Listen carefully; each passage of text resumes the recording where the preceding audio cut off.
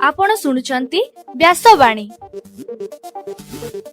जनगण मन अधिनायक जय हे भारत भाग्य विधाता। पंजाब सिंधु गुजरात मराठा द्राविड उत्कल बंग। विंध्य हिमाचल यमुना गंगा उच्छल जलधि तरंग। तब शुभ नामे जागे तब शुभ आशीष मागे। गाए तब जय गाथा जनगण मंगलदायक जय हे भारत भाग्य विधाता। जय हे जय हे जय हे जय जय जय जय हे। या कुंदेन्दु तुषार हार धवला। या शुभ्र वस्त्रामृता। या वीणा वरदंड मंडित करा। या श्वेत पद्मासना। या ब्रह्मा श्रुत शंकर प्रभृति देवै सदा वंदिता। सा मां पातु सरस्वती भगवती। निशेष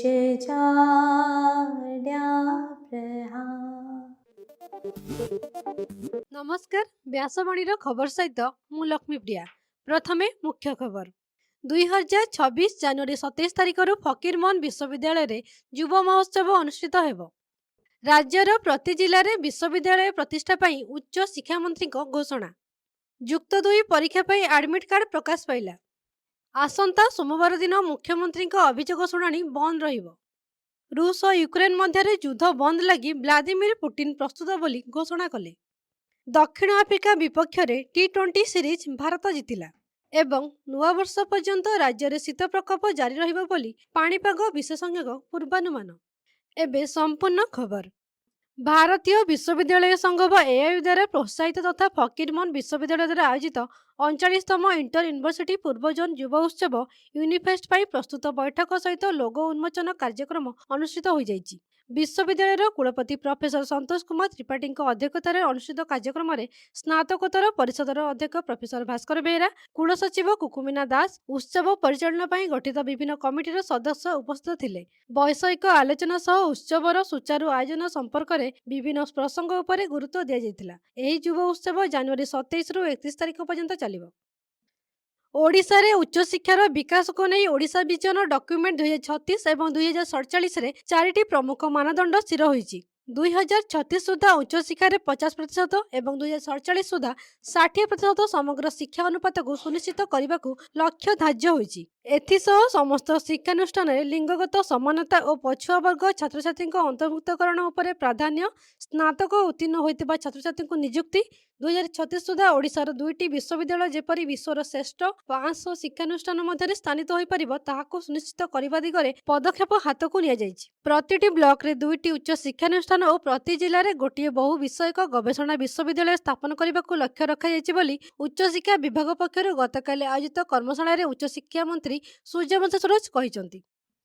उच्च माध्यमिक शिक्षा परिषद बा सीएचएससी परिचालित युक्त 2 परीक्षा पाई एडमिट कार्ड प्रकाश पाइछि। साम्स ई स्पेस वेबसाइट रे एडमिट कार्ड गतकाली उपलब्ध होइछि। एनई सीएचएससी परीक्षा नियंत्रक डॉक्टर प्रशांत कुमार परिडा समस्त अध्यक्षों को अवगत कराइछंती। सूचना जगे आसंता 22 तारिख रु 31 तारिख पर्यंत इंटरनल परीक्षा अनुष्ठित हेबो। जनवरी 2 रु 15 तारिख पर्यंत प्रैक्टिकल परीक्षा हेबो। फेब्रुआरी 18 रु मार्च 25 जाए थियोरी परीक्षा हेबो। चलित वर्ष परीक्षा देवा पाई मोट 4,737,000 जन छात्र छात्री फॉर्म पूर्ण करिसंती। ଆସନ୍ତା 22 ତାରିଖରେ ମୁଖ୍ୟମନ୍ତ୍ରୀଙ୍କ ରାଜ୍ୟସ୍ତରୀୟ ଅଭିଯୋଗ ଶୁଣାଣି ବନ୍ଦ ରହିବ। ସେହିଦିନ ମୁଖ୍ୟମନ୍ତ୍ରୀଙ୍କ ଅନ୍ୟ ଗୁରୁତ୍ୱପୂର୍ଣ୍ଣ କାର୍ଯ୍ୟ ରହିଥିବାରୁ ଅଭିଯୋଗ ଶୁଣାଣିକୁ ସ୍ଥଗିତ ରଖାଯାଇଛି। ଏହା ସହ ପରବର୍ତ୍ତୀ ଅଭିଯୋଗ ଶୁଣାଣିର ତାରିଖ ସମ୍ବାଦପତ୍ର ତଥା ଅନ୍ୟ ଗଣମାଧ୍ୟମ ଜରିଆରେ ଜଣାଇ ଦିଆଯିବ ବୋଲି ସାଧାରଣ ପ୍ରଶାସନ ଓ ସାଧାରଣ ଅଭିଯୋଗ ବିଭାଗ ପକ୍ଷରୁ ସୂଚନା ଦିଆଯାଇଛି। ରୁଷ ରାଷ୍ଟ୍ରପତି ଭ୍ଲାଦିମିର ପୁଟିନ କହିଛନ୍ତି ଯେ ରୁଷ ଓ ୟୁକ୍ରେନ ସହ ଯୁଦ୍ଧ ତୁରନ୍ତ ବନ୍ଦ କରିବାକୁ ପ୍ରସ୍ତୁତ ଅଛି, କିନ୍ତୁ ଏଥିପାଇଁ ରୁଷର ସୁରକ୍ଷା ନିଶ୍ଚିତ ଆବଶ୍ୟକ। ପୁଟିନ ଏହି ବୟାନ ଗତକାଲି ମସ୍କୋରେ ଆୟୋଜିତ ରିଜଲ୍ଟସ୍ ଅଫ୍ ଦି ଇୟର କାର୍ଯ୍ୟକ୍ରମରେ ଦେଇଛନ୍ତି, ଯେଉଁଠାରେ ସେ ଆମେରିକୀୟ ରାଷ୍ଟ୍ରପତି ଡୋନାଲ୍ଡ ଟ୍ରମ୍ପଙ୍କ ପ୍ରୟାସକୁ ପ୍ରଶଂସା କରିଛନ୍ତି ଏବଂ ଆଲାସ୍କାରେ ଟ୍ରମ୍ପଙ୍କ ପ୍ରସ୍ତାବଗୁଡ଼ିକ ଉପରେ ରୁଷ ବ୍ୟବହାରିକ ଭାବେ ସହମତି ଜଣାଇଛି। ରୁଷ ସର୍ବଦା ଏହି ସଂଘର୍ଷକୁ ଶାନ୍ତିପୂର୍ଣ୍ଣ ଉପାୟରେ ଶେଷ କରିବାକୁ ପ୍ରସ୍ତୁତ ଅଛି, କିନ୍ତୁ ଏଥିପାଇଁ ସଂଘର୍ଷର ମୂଳ କାରଣଗୁଡ଼ିକ ଦୂର କରିବା ଆବଶ୍ୟକ, ଯାହାଦ୍ୱାରା ଶାନ୍ତି ଦୀର୍ଘକାଳୀନ ଏବଂ ସୁଦୃଢ଼ ହେବ। ୟୁକ୍ରେନ ପକ୍ଷରୁ ଏପର୍ଯ୍ୟନ୍ତ ଯୁଦ୍ଧ ବନ୍ଦ ପାଇଁ କୌଣସି ବାସ୍ତବିକ ତତ୍ପରତା ଦେଖିବାକୁ ମିଳିନାହିଁ। ଯେକୌଣସି ବୁଝାମଣା ସେତେବେଳେ ସମ୍ଭବ ହେବ ଯେତେବେଳେ ରୁଷର ସୁରକ୍ଷା ନିଶ୍ଚିତ ହେବ ବୋଲି ପୁଟିନ କହିଛନ୍ତି। ଗତକାଲି ଅହମ୍ମଦାବାଦରେ ଭାରତ ଓ ଦକ୍ଷିଣ ଆଫ୍ରିକା ମଧ୍ୟରେ 5 ନମ୍ବର ଟି20 ମ୍ୟାଚ୍ ଖେଳାଯାଇଥିଲା।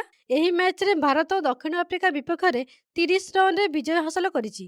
ଭାରତ ପ୍ରଥମେ ବ୍ୟାଟିଂ କରି 5 ୱିକେଟରେ 231 ରନ୍ର ଲକ୍ଷ୍ୟ ଧାର୍ଯ୍ୟ କରିଥିଲା। ଜବାବରେ ଦକ୍ଷିଣ ଆଫ୍ରିକା 8 ୱିକେଟ ବିନିମୟରେ 201 ରନ୍ କରିବାରେ ସମର୍ଥ ହୋଇଥିଲା। ଆଗାମୀ ଟି20 ବିଶ୍ୱକପ୍ ଖେଳ ପାଇଁ ଆଜି ଅପରାହ୍ନ 1 ସମୟରେ ଦଳ ଘୋଷଣା ହେବ। ଭାରତୀୟ ଦଳର ଅଧିନାୟକ ସୂର୍ଯ୍ୟ କୁମାର ଯାଦବ ଓ ମୁଖ୍ୟ ଚୟନକର୍ତ୍ତା ଅଜିତ ଅଗରକର ସାମ୍ବାଦିକ ସମ୍ମିଳନୀରେ ଯୋଗଦେଇ ଦଳ ଘୋଷଣା କରିବେ। ଏବେ ପାଣିପାଗ ଖବର। ରାଜ୍ୟରେ ଶୀତ ପ୍ରକୋପ ଜାରି ରହିଥିବା ବେଳେ କେତେକ ସ୍ଥାନରେ ଘନ କୁହୁଡ଼ି ଦେଖିବାକୁ ମିଳିଛି। ଗତ 24 ଘଣ୍ଟା ମଧ୍ୟରେ ଶିମିଳିଗୁଡ଼ାରେ ତାପମାତ୍ରା 5.5 ଡିଗ୍ରୀ ରହିଥିବା ବେଳେ ଜି ଉଦୟଗିରିରେ ପାରଦ 4.3 ଡିଗ୍ରୀ ରହିଛି। ସେହିପରି ଆଜି କୋରାପୁଟ, ଫୁଲବାଣୀ, ବୌଦ୍ଧ, ଭବାନୀପାଟଣା, ଝାରସୁଗୁଡ଼ା ଓ ଅନୁଗୁଳରେ ପ୍ରବଳ ଶୀତ ଅନୁଭୂତ ହେବା ନେଇ ପାଣିପାଗ ବିଭାଗ ପକ୍ଷରୁ ଆକଳନ କରାଯାଇଛି। ବରିଷ୍ଠ କୃଷି ପାଣିପାଗ ବିଶେଷଜ୍ଞ ସୁରେନ୍ଦ୍ରନାଥ ପଶୁପାଳକ କହିଛନ୍ତି ଯେ ନୂଆବର୍ଷ ଆରମ୍ଭ ଯାଏ ରାଜ୍ୟରେ ଶୀତ ପ୍ରକୋପ ଜାରି ରହିବ। ଏବେ ଆସନ୍ତୁ ଶୁଣିବା ଆଜିର ସ୍ୱାସ୍ଥ୍ୟବାଣୀ। ଏଥିରେ ଶୁଣନ୍ତୁ ସ୍ୱାସ୍ଥ୍ୟ ସୁରକ୍ଷା ପାଇଁ ଲେମ୍ବୁର ଉପକାରିତା ସମ୍ପର୍କରେ। ଲେମ୍ବୁ ସ୍ୱାସ୍ଥ୍ୟ ସୁରକ୍ଷା ପାଇଁ ଅତ୍ୟନ୍ତ ଉପକାରୀ ଫଳ। ଲେମ୍ବୁରେ ଭିଟାମିନ୍ ସି ଅଧିକ ପରିମାଣରେ ଥାଏ, ଯାହା ଆମ ଶରୀରକୁ ବିଭିନ୍ନ ରୋଗ ଦାଉରୁ ସୁରକ୍ଷିତ ରଖେ। ଏହା ରୋଗ ପ୍ରତିରୋଧକ କ୍ଷମତାକୁ ବଢ଼ାଇ ଆମକୁ ସର୍ଦ୍ଦି, କାଶ, ଜ୍ୱର ଓ ସଂକ୍ରମଣରୁ ରକ୍ଷା କରେ। ପ୍ରତିଦିନ ସକାଳେ ଲେମ୍ବୁ ପାଣି ପିଇଲେ ପାଚନ ଶକ୍ତି ବଢ଼େ, ପେଟ ସଫା ରହେ ଏବଂ ଅମ୍ଳ କିମ୍ବା ଗ୍ୟାସ୍ ଭଳି ସମସ୍ୟା ହୋଇନଥାଏ। ଲେମ୍ବୁ ଶରୀରରୁ ବିଷାକ୍ତ ପଦାର୍ଥକୁ ବାହାର କରି ରକ୍ତକୁ ସଫା କରାଏ। ଏହା ଯକୃତକୁ ସୁସ୍ଥ ରଖିବାରେ ମଧ୍ୟ ସାହାଯ୍ୟ କରେ। ଚର୍ମ ପାଇଁ ଲେମ୍ବୁ ବହୁତ ଉପକାରୀ। ଚର୍ମକୁ ଉଜ୍ଜଳ, ସଫା ଓ ସୁନ୍ଦର ରଖିବାରେ ଲେମ୍ବୁ ସହାୟକ ହୁଏ। ମୁହଁର କଳା ଦାଗ, ବ୍ରଣ ଓ ତେଲିଆ ଅଂଶକୁ ଲେମ୍ବୁ କମାଇ ଦିଏ। ଖାଦ୍ୟରେ ନିୟମିତ ଲେମ୍ବୁ ସାମିଲ କଲେ ଦାନ୍ତ ମଜବୁତ ହେବା ସହିତ ମୁହଁର ଦୁର୍ଗନ୍ଧ ମଧ୍ୟ ଦୂର ହୋଇଥାଏ। ଏଣୁ ନିୟମିତ ଲେମ୍ବୁ ଖାଆନ୍ତୁ ଏବଂ ସୁସ୍ଥ ରୁହନ୍ତୁ। ଆଜିର ଖବରକୁ ଏଇଠି ରଖୁଛୁ। ନମସ୍କାର।